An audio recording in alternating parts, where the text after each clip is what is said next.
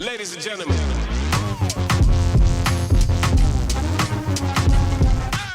Hello, how are you? Welcome to my channel. My name is Denise. We have so many things to talk about in today's Friday News Roundup that as much as I would like to give you a little rundown so you knew where we're going, I'm sorry, this is just going to have to be pick your own adventure.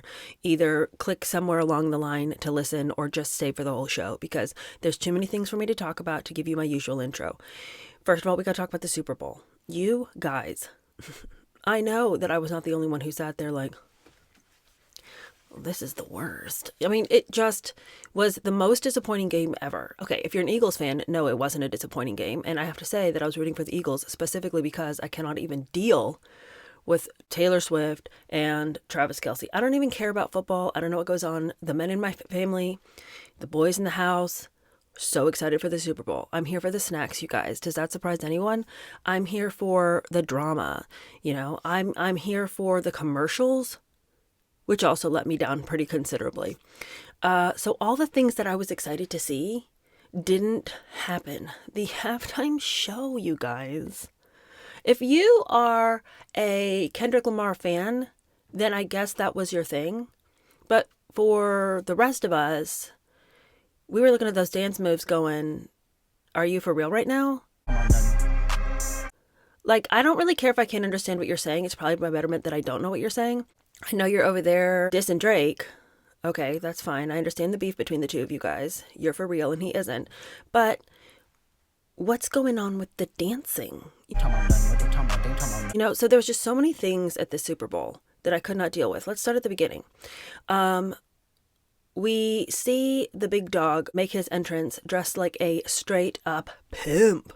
And I don't understand what was happening. Did he think that he was going to control the bitches? And so he decided to like show up to the stadium like, you guys are under all my control. I don't know what the look was. Like, what was the theme here? You know, when somebody shows up in a costume, I need a theme. So what was he thinking? What was he saying with this poorly chosen outfit? The brooch? Ew. I understand like an homage. I understand sort of like tipping your hat to a time. I don't understand showing up in a costume. Also, the color scheme ripped my soul. I don't know who he thought he was showing up to be, you guys. Now, let's talk about what Taylor Swift was wearing, as long as we're on fashion. I can't tell you guys how disappointed I was that it was but a mere white tank top and some sequenced shorts. Some denim shorts with some glitter. You guys, I was disappointed. Mostly because if you're going to be on the Jumbotron, like we all know that you're going to be, you got to bring it. Last year, I feel like she did bring it with the outfit. I mean, I personally would not have worn that, but I personally wouldn't be in this situation anyway because nobody cares who I am. You know, I'm not going to be at the Super Bowl. But if I was going to be at the Super Bowl, I would try to wear something that was visually interesting. And a white tank top and shorts with glitter on them are not it. Now, Taylor Swift was booed. And I want to say it's because of the sequence shorts.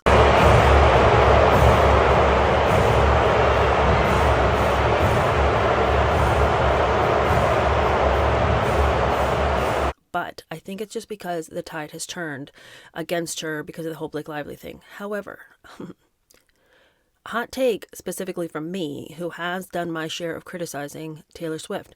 I don't think we need to boo people at the game. I think that's tacky. Show some grace, you guys. You might not like her, whatever. She's here to, her boyfriend plays on the team. She's going to come and watch. And regardless of what you think about her, don't be lame and boo her. What is she supposed to do? Just sit there and feel bad? I don't care what you think she's done. Just because you think that she might be a manipulative, evil genius, so do I, what does it do to boo her? She launched 1,000 memes with those side eyes of hers. But at the same time, what would you do if an entire stadium watching the Super Bowl was booing you? It's beneath us, friends, okay? Now, a person could come at me and be like, don't you boo her all day long on your channel? Well, not really, because I'm talking about specific things. I'm not just booing her as a human being. I'm saying, when she did this thing, what was that about? You know? There's a difference, everybody. But I do want to say that if they were booing her because of the shorts, now that's a specific I can get behind, because I was disappointed. Now, who was not in that booth, my friends? Well, of course, Blake Lively was not, and we'll talk about her later because a new video has resurfaced, you guys, to show that she knew all along that she was a horrible, manipulative, maniacal snake who slithers into people's projects And because she thinks she's so important and her vision matters more than anybody else and her need to feel fulfilled matters more than anybody else, she's just going to show up on a set and take over. And this is like her modus operandi. So we've got to talk about that, but not for right now. What we just need to talk about right now is the Super Bowl and the fact that Blake Lively was very visibly not there with Taylor Swift when she had been last year, and they were all over each other like a couple of sycophants. You guys, I want you to answer this question for me. When have you ever, in all of your born days, been hugging all over your female friends like you're trying to climb up out of a well? Like the way that they're like crawling on each other as though they're trying to get away from like a boiling pit of lava. I've never clawed on my friends like this.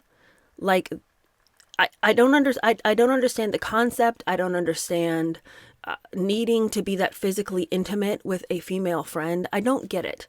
And, you know, how many times have people talked about like how Meghan Markle's all over people, or just like it's like a specific Hollywood thing where girlfriends feel like they have to like lay their bodies on top of their other friends' bodies in order for you to get the signal that they are close. Never in all of my life have I felt like I needed to lay my body on one of my female friends when there's a camera around, just so everyone knows we're tight.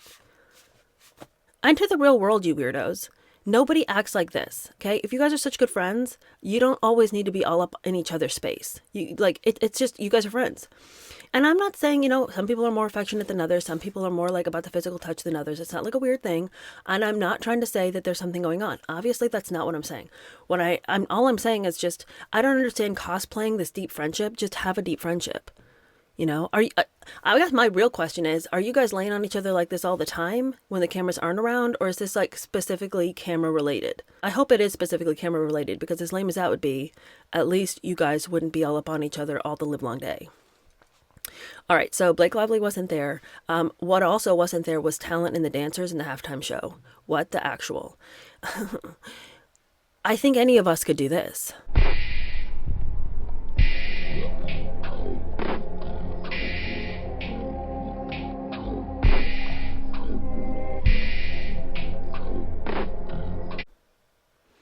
And here's the thing with the halftime show. If you are a big Kendrick Lamar fan, you know, and you were so stoked for his time to shine, and you already knew all the lyrics of the song, so it didn't matter that you didn't know what he was saying, or that you were super distracted by those early 2000s American Eagle jeans he was wearing for a woman, it wouldn't matter because you loved him so much. You were just super excited that it was his time to shine. However, I think most of us who have not gone down the rabbit hole on the Kendrick Lamar Drake beef weren't really in tune with the fact that this was just a giant platform on which for him to call Drake the fake that he is. Most of America was like, we want a halftime show, and even if we don't really know what you're saying, we want at least the dancing to be interesting. We want the show to be fire. No, everything was lame. Couldn't understand what he was saying. The dancing, the choreography was like the biggest joke. I feel like they literally walked out on Bourbon Street and was like, anybody want to put on a sweatsuit and just come and like wriggle? Because we need wrigglers.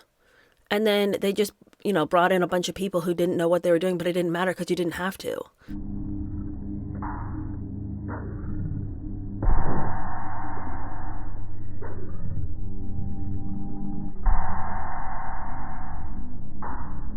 No one knew what they were doing. It was just like walk and wiggle.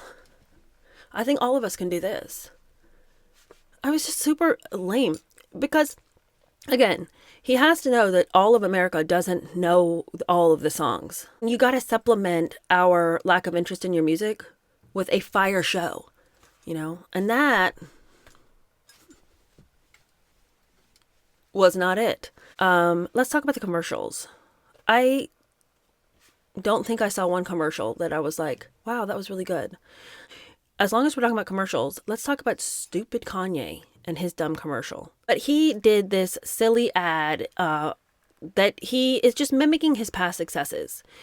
Last Super Bowl, or a couple Super Bowls ago, I can't remember exactly when, he had done like a super short ad on his phone. It was poor quality, which was the point, and yet he got all this traffic to his website. So he gets on, he's got this stupid commercial with these ridiculous teeth in, and he's filmed it on his phone, and he's recalling for you that once again, just like last time when he did this, he's getting on his phone again because societal norms mean little to nothing to him, and producing some kind of amazing Super Bowl ad is beneath him. So he's going to just pop on his phone, be stupid, mumble some stuff, be inarticulate, but who cares? Just get on his website and order. I spent like all the money for the commercial on these new teeth.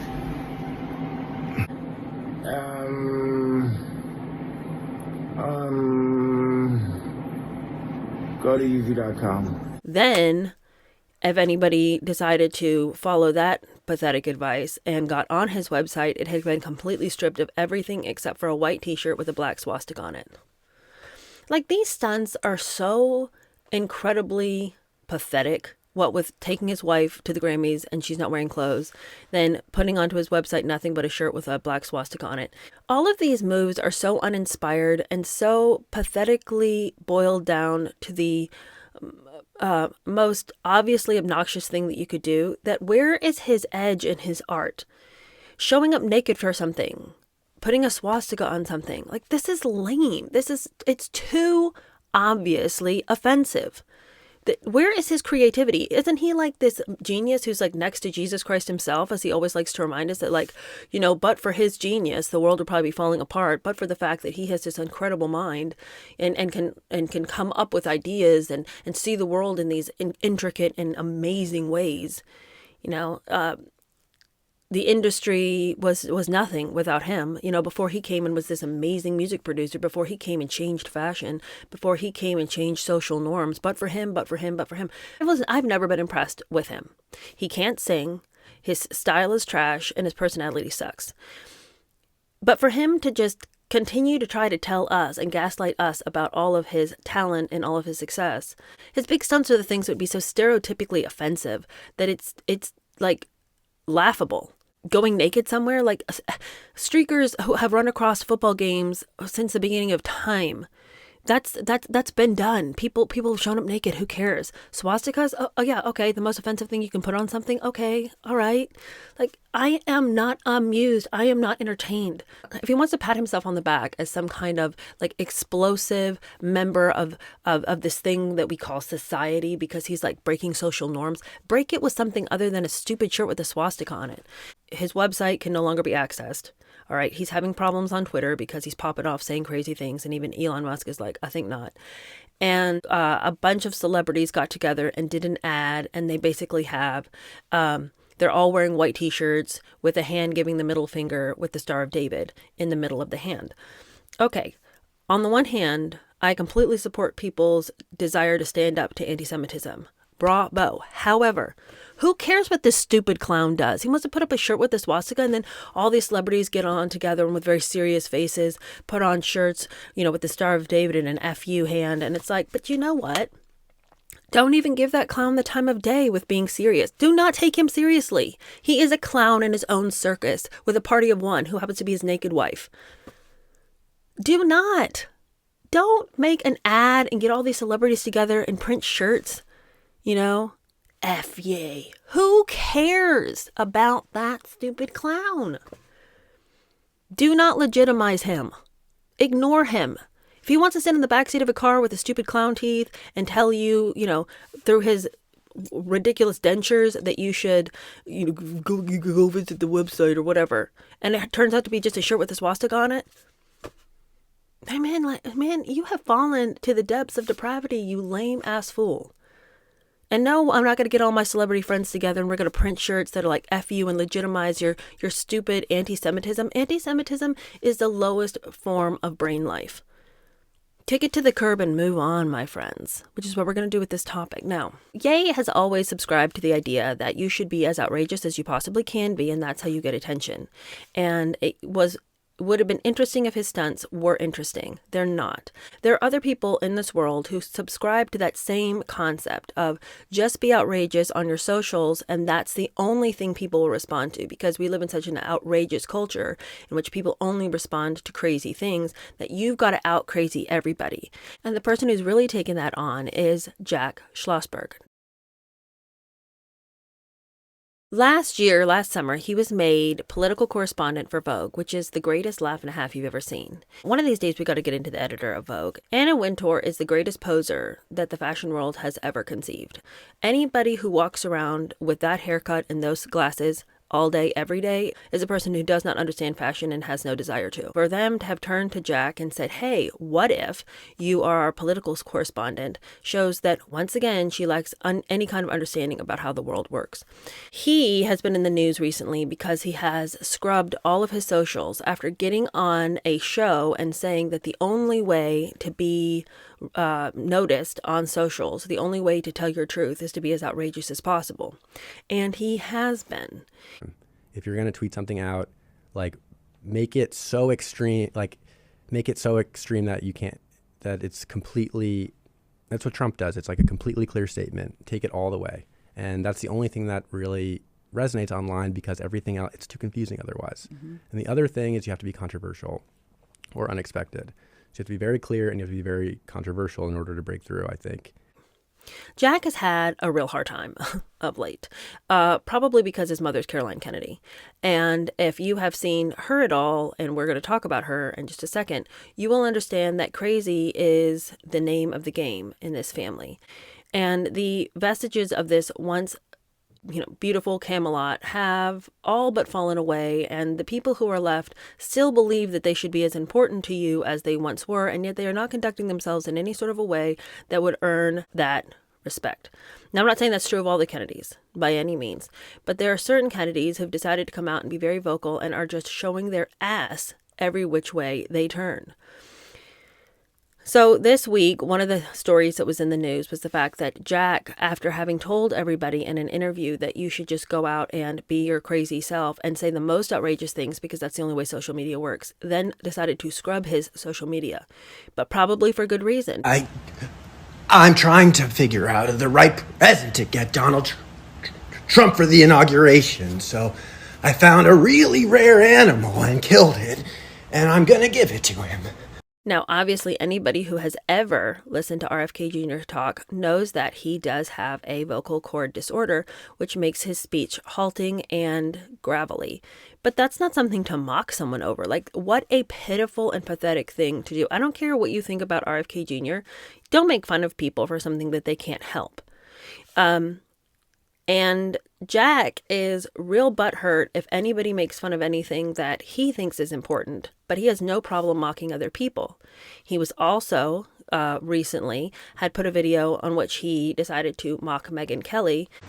Hey Meghan Kelly, it's me, Jack Schlossberg. You insulted me, and so I'm just checking in, starting a dialogue, seeing if you're okay. The two genders rule must be tough. None of us know which one you are, so let us know. And stop attacking trans people. You do it for a living professionally on your show. I don't really get that. I don't get what makes that so fun for you. It's real rich that he would try to say that she's way out of line in saying anything about trans people, and that trans people are beautiful people and that we should care about them and not make fun of them. Okay. But then he proceeds to make fun of her, saying, we don't even know if you're a man or a woman. Are you trans? And it just like, well, but Jack, I think you probably are missing the point you're trying to make, making a trans joke about Meghan Kelly when you say we shouldn't joke about trans people. It's like he is not able to think clearly. Maureen Callahan this past week called him out, and she wrote a scathing article about him and the fact that he is so full of his own legacy. He can't seem to recognize the fact that he is not acting as the legacy would call him to behave. And she wrote in the Daily Mail saying that Jack Schlossberg seems to share two key traits with JFK, his late grandfather and former president: shamelessness and quite possibly attention deficit disorder. Actually, let's add entitlement, narcissism, lack of self-awareness, cruelty, and hypocrisy to that list. If you can bear it, take a look at Schlossberg's Instagram account under the handle Jack Uno. Updated almost hourly, this 32-year-old excuse for a man clearly has nothing better to do. His feed is an unhinged string of rants, invectives, sprinkled with footage of Jack ballet dancing, lip-syncing in the aisles of CVS and Dunkin', and attempting to bait established media figures into leveling him up. His face, which he clearly believes is incredibly handsome, is often shoved right into the camera. It's all extremely aggressive, as are his thoughts, and I use that word loosely, of course, such as this tweet on December 28th. Coquettish? Am I coquettish? So are you. Stop playing games. Coquettes of the world, unite. 5 days prior, he wrote, "Love is corporate. Falling in love is the most corporate thing you can do. Stay independent. Do not fall in love." It's amazing to watch this idiot coast on his lineage, as if that gives him some conferred wisdom while denigrating RFK Jr. for doing the exact same thing. For suffering from the same sense of moral superiority as his maligned relatives, such as his great-uncle Ted, who left a young woman to die at Chappaquiddick. All that wealth, all that privilege, all that education and access to power, and what is Schlossberg doing with it? Rattling around a messy apartment, unshaven and in sweats, ranting at us in front of a permanently unmade bed. If the average person saw this guy coming at them in the streets or the subway, they'd run the other way. America's well and truly through the looking glass. We are now in a place where the Kennedy family name is an utter liability. Jack Schlossberg can partly thank himself for that. Hey, at least that's one real accomplishment. Ooh. Maureen Callahan coming at him with a hatchet. But crazy doesn't fall far from the tree, because recently his mother, also as she worked to grind the Kennedy name into the dirt, decided to come forward and make an absolutely unhinged video against her nephew, RFK Jr. I don't care where you stand on him politically. This video was so rude and mean and hateful and spiteful and did none of the things she was hoping to accomplish, even for the people who sat on her side and believed the things that she was saying. So she came out right before RFK Jr.'s confirmation hearing, and she decided to write this public letter to let you know that he was a predator. And those are the words that she used. And she does this clunky job of trying to defend the actions that she's about to commit herself to. And she lets you know that I've never come out and said anything against him, even when I could. I've always felt like it just wasn't my place, and I just didn't have anything to add to the conversation. Although I could have, I didn't. But I've always held my tongue. But now I'm gonna rage. And she just unleashed the most unhinged rant. I've known Bobby my whole life. We grew up together. It's no surprise that he keeps birds of prey as pets, because Bobby himself is a predator. I watch his younger brothers and cousins follow him down the path of drug addiction. His basement, his garage, his dorm room were always the center of the action, where drugs were available, and he enjoyed showing off how he put baby chickens and mice in a blender to feed to his hawks. It was often a perverse scene of despair and violence. That was a long time ago, and people can change. Through his own strength and the many second chances he was given by people who felt sorry for the boy who lost his father, Bobby was able to pull himself out of illness and disease. I admire the discipline that took and the continuing commitment it requires. But siblings and cousins who Bobby encouraged down the path of substance abuse suffered addiction, illness, and death, while Bobby has gone on to misrepresent, lie, and cheat his way through life. Caroline Kennedy, your parents were wildly famous and had quite a shine about them. You have failed to carry on that legacy. And as Maureen Callahan said in her article, please come get your son. He is an embarrassment. He is absolutely a discredit to you, but you're not helping yourself either when you make these videos in which you really try to sound morally superior. Any vestige that you had of being honorable and gracious as you laid your concerns out for the American people, which you may legitimately have, were completely swept away when you just went on that unhinged rant about him being a predator and keeping birds of prey and killing animals and how he dragged all these people in the family down into drugs and debauchery. Like, you could have graciously shared your concerns if you had some. That was not how to do it.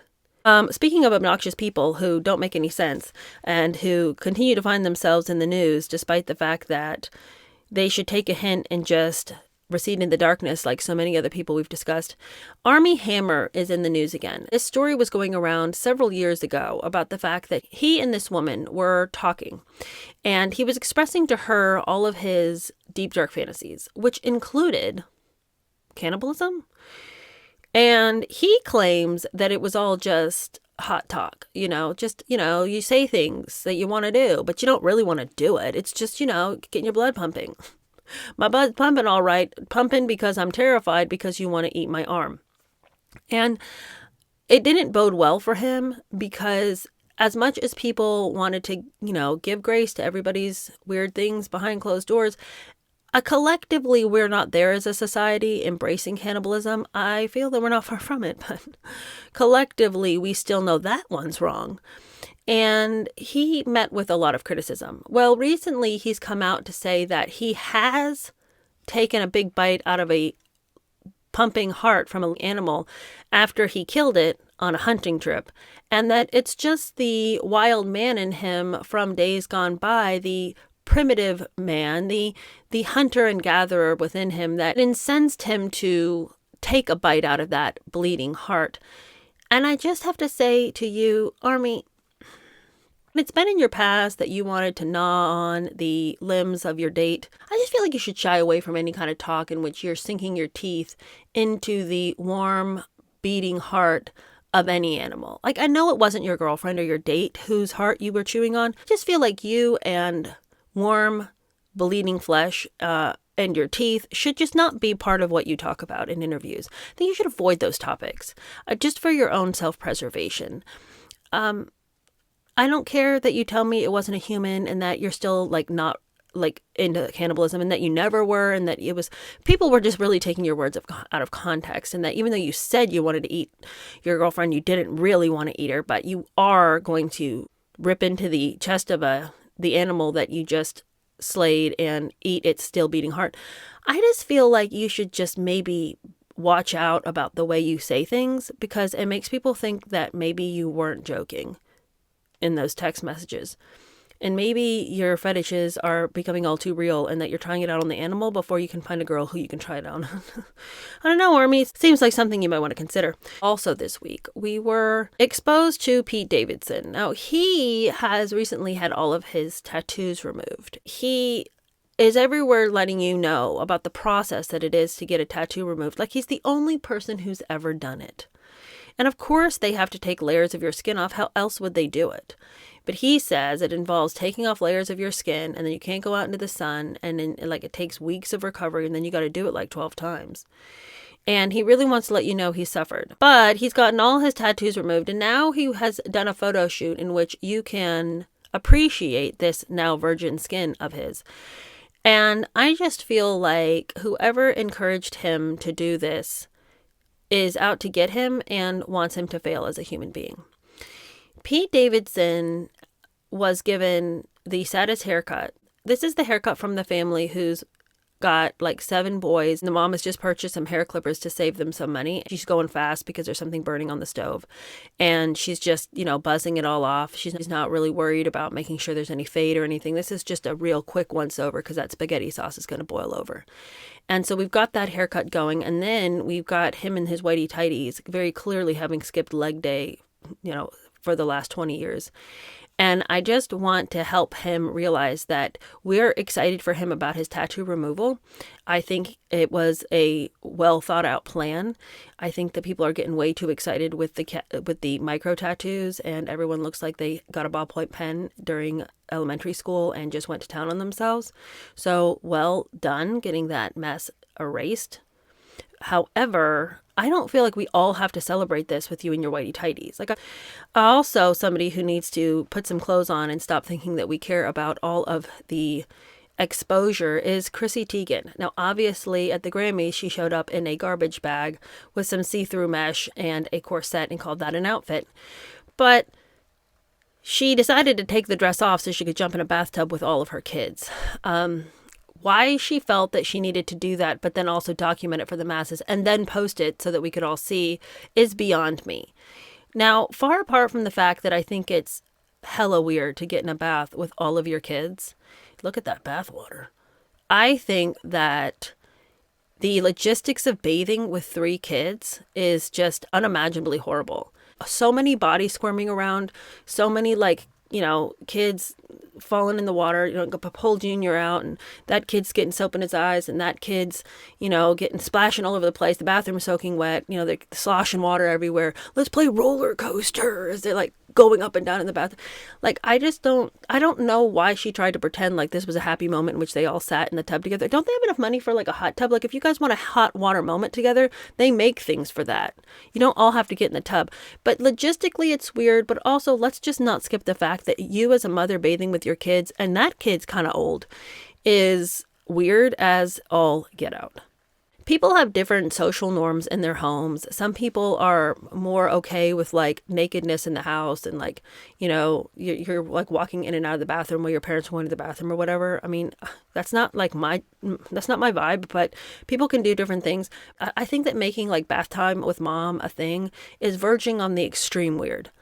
And even if you're okay with people coming into the bathroom and brushing their teeth while you're peeing, I find that to be incredibly weird. But some people are like totally fine with it and think I'm weird for needing there to be a hard no on that kind of thing. Like when the bathroom door is closed, that's an invitation for you to stay on that side of the door.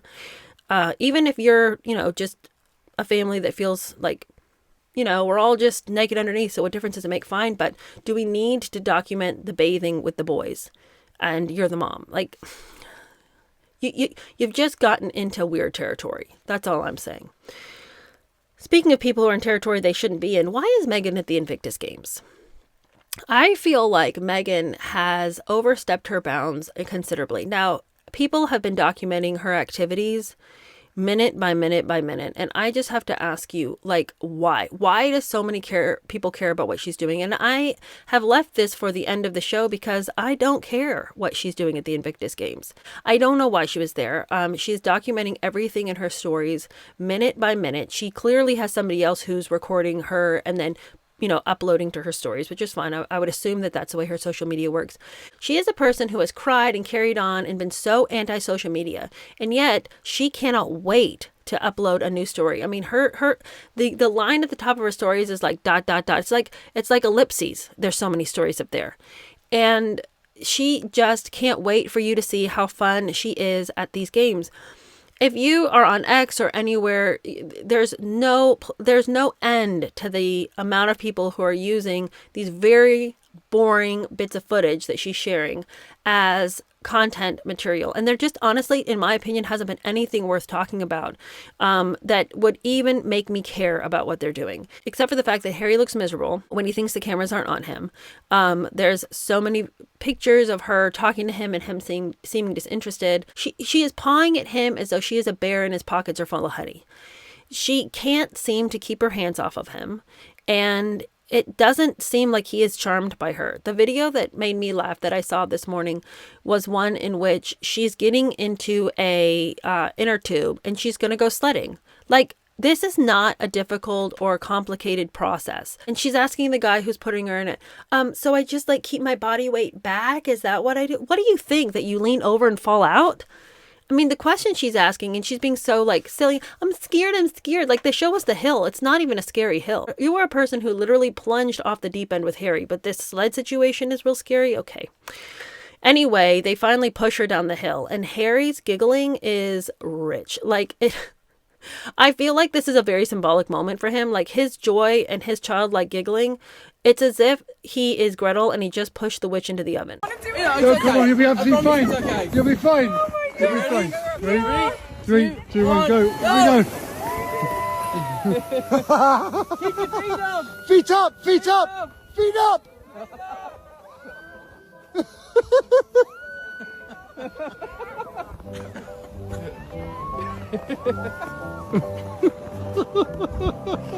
And I am loving that for him. I'm loving that brief moment in which he got to shove her down a hill.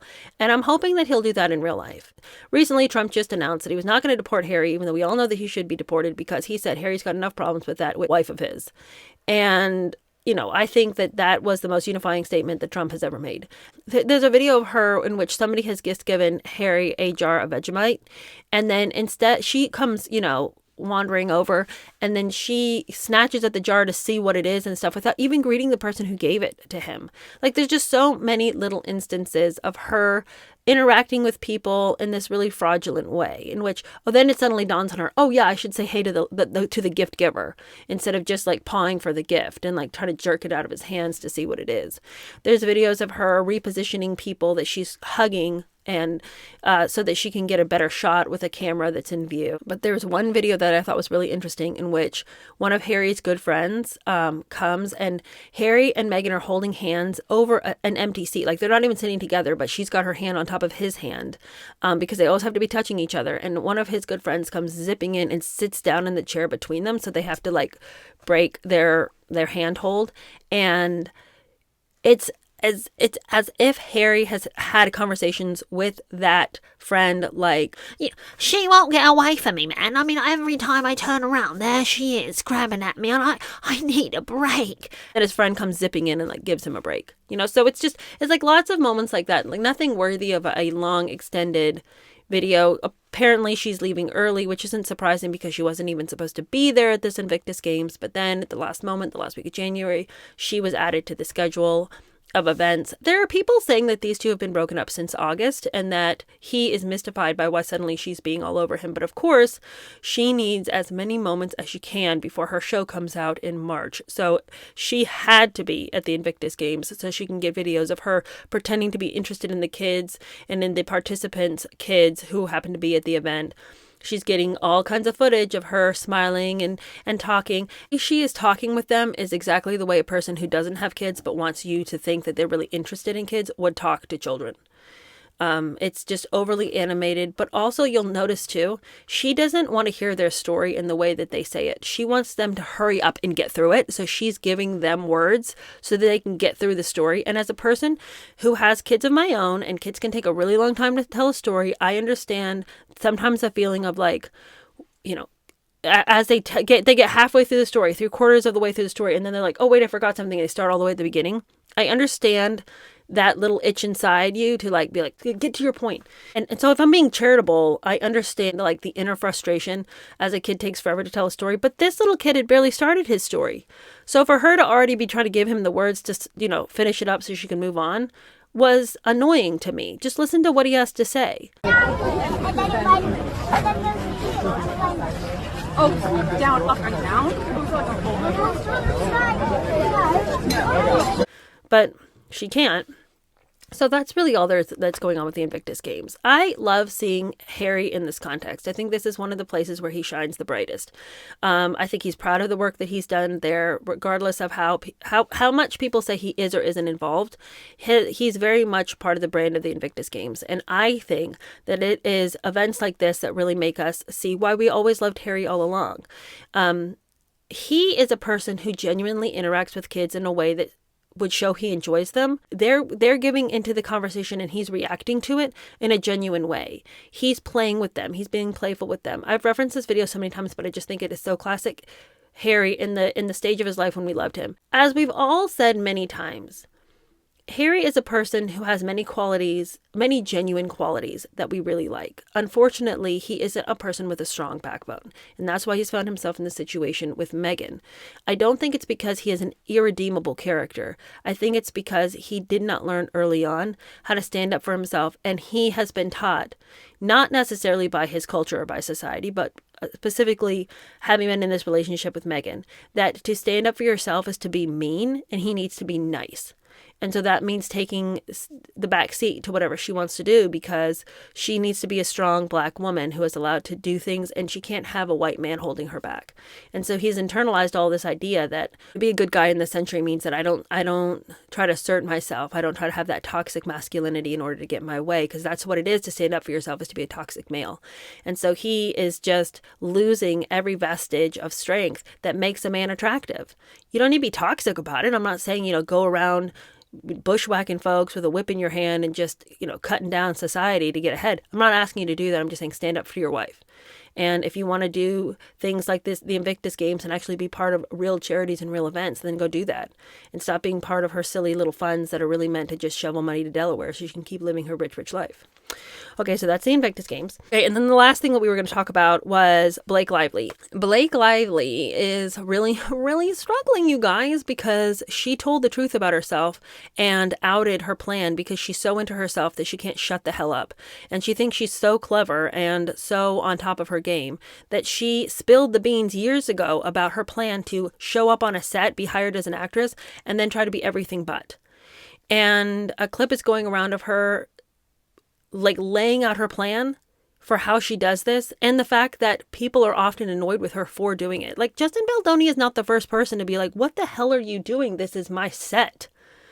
But he's the first person to call her on it. And I think it's because he's the first person that she worked with who was beneath her in her eyes on the pecking order of fame. And so she thought she could just plow him underground and take his project away from him. That's probably why she so desperately wanted to be on this project, because she saw him as a weakling and somebody she could easily wrest his project away from.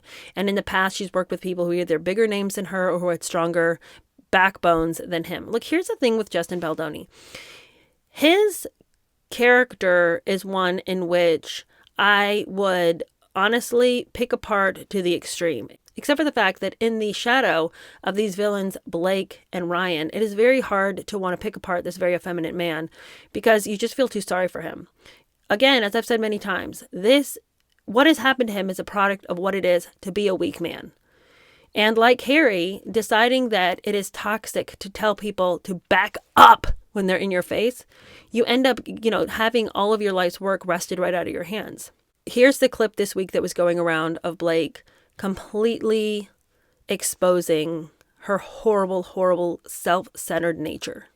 Would show up on a set, I knew that they just wanted me to show up and look cute and stand on a little pink sticker where I'm supposed to go and say what I'm supposed to say, but I also knew that that wasn't fulfilling for me, that I wanted to be a part of the storytelling, that I wanted to be a part of the narrative, whether that be in the writing, in the costume design, in creating the character. And sometimes I had directors or producers or writers who would welcome that and invite that once they saw that I was able to offer that. And sometimes I would have people who really resented that because they were like, we just hired you to be an actor.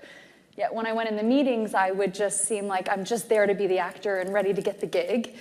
I wouldn't reveal that I actually need to have authorship in order to feel fulfilled. So I think that for them, sometimes that might have felt like a rug pull because you're like, you're trying to assert yourself into something that we didn't hire you to do.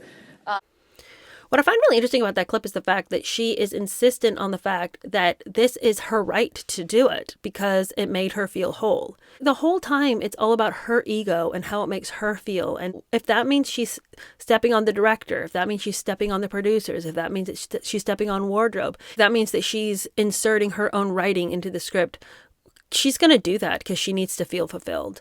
And there's just people might get frustrated, but how is she supposed to breathe? This is how she breathes, by getting on set and being accepted as an actress, but then also hedging in on other people's jobs. And if that is frustrating to them, it's just frustrating to her that they would want to stifle her creative energy. She's not really sure what you want her to do about that. But she's very proud as she tells this about this scheme. There's no apologies for this. There's nothing in the way she tells this story that has any self-awareness. She does not hear herself. She thinks that this is amazing, that she has managed to con all these people into believing she's an actress when she's really there to actually do so many other things to, continue to grow herself as a creative. If you want to be a director, then be a director. Like, get a project. You have enough influence, you have enough connections that you could be a director on a movie if that was something that you wanted to do. If you want to write a script, write a script. No one is stopping you. If you love fashion so much, although do you? Because your wardrobe choices. But if fashion calls to you and you really think it would be fun to be a costume designer for a movie, then do that. Like, find legitimate ways to increase your creativity. But showing up onto a set and deciding that you're going to be one thing, but then really secretly sliding in and trying to take other people's jobs, why would anyone invite that? And are you not worried about your reputation? I don't care if you think that you are ascending the ladder and becoming more and more famous so you can kind of just do whatever you want. People talk. And there's plenty of people far more famous than you, more sought after, better actresses who are going to get those parts because you made yourself this pariah. And I think the thing that shocks me is the fact that she has clearly been doing this for a long time, but that Justin was the only one to finally be like, enough is enough already. Like, it literally ends with us. Anyway, thank you so much for watching this week's episode of the Friday News Roundup, and I will see you guys later this week. We're skiing this weekend, and so I am going to be out for a few days at the beginning of the week, but then we'll continue on with our videos the way we usually do. All right, I see you guys later. Thanks so much. Bye.